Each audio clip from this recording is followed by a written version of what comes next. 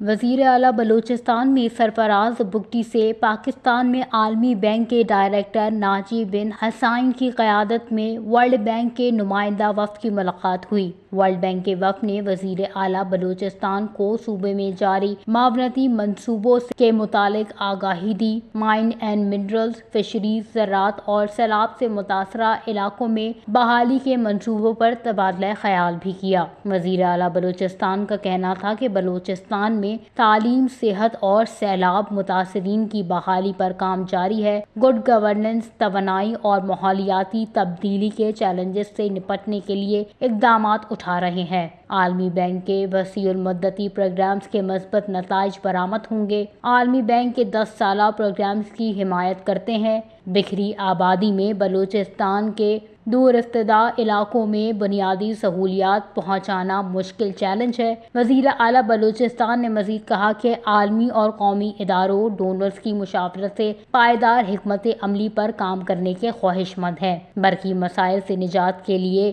زرعی ٹیوب ویلوں کو شمسی توانائی پر منتقل کر رہے ہیں۔ 18ویں ترمیم کے بعد صوبے میں دستیاب وسائل بروئے کار لانے ہیں۔ بنیادی ڈھانچے اور دور دراز علاقوں میں ترقیاتی منصوبوں کے لیے سوئفٹ لون زیر غور لائے جا رہے ہیں۔ میر سرفراز بگٹی نے یہ بھی بتایا کہ صوبے میں 1.3 ملین بچے اسکولوں سے باہر ہیں۔ اسکولوں اور آبادی کے درمیان فاصلے بہت زیادہ ہیں اور ذرائع مواصلات کا خاطر خواہ نظام نہیں ہے۔ اسکولوں تک رسائی اور طالب علموں کو فوڈ کی فراہمی پر بھی کام کر رہے ہیں۔ ورلڈ بینک کے وفد نے بلوچستان میں گڈ گورننس کے قیام کے لیے وزیر اعلیٰ کی کاوشوں کی تعریف کی اور بلوچستان میں مختلف شعبوں میں سرمایہ کاری کے لیے عالمی و قومی سرمایہ کاروں کی معاونت کا عزم کیا ہے۔